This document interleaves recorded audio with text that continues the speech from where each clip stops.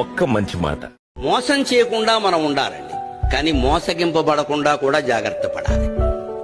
నేను ఎవరిని మోసం చేయలేదు, కానీ నన్నే అందరూ మోసం చేసి అది నీ దోషమే, సవరించుకోవాలి. దాని ద్వారా సానుభూతి సంపాదిద్దామని చూడద్దు.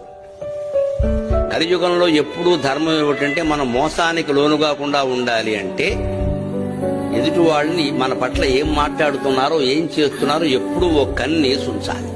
ఎవరిని పూర్తిగా నమ్మొద్దు. నమ్మాను అని చెప్పేవాడిని కూడా సగమే నమ్మదు. ఎవరి యందు ఎలా ఉండాలో అలా ఉండాలి తప్ప అందరికీ ఒకటే సూత్రం కలియుగంలో పనికిరాదు. ఎందుకంటే మానవులందరూ అలా ఉండరు. ఏ యుగంలోనూ ఉండరు, ఇందులో మరీ ఎక్కువ. పైగా ఈ యుగంలో పగలు ఎలా ఉంటారో రాత్రి ఎలా ఉంటారో తెలియదు. ఎవరిని మంచివాడు అనడానికి లేదు, అలాగని చెడ్డవాడు అనడానికి లేదు. లోకం అంతా చెడిపోయిందంటే మీరు గమనించండి. ఒక 10 ఏళ్లుగా గుళ్లల్లో పూజలు పెరిగాయి, తీర్థయాత్రలు పెరిగాయి, పూజలు పెరిగాయి, అన్ని హారతులు పెరిగాయి. ఇలా ప్రవచనాలకు జనం రావడం కూడా విపరీతంగా పెరిగింది. కానీ ధర్మము నీతి పెరిగిందని చెప్పగలరా మీరు?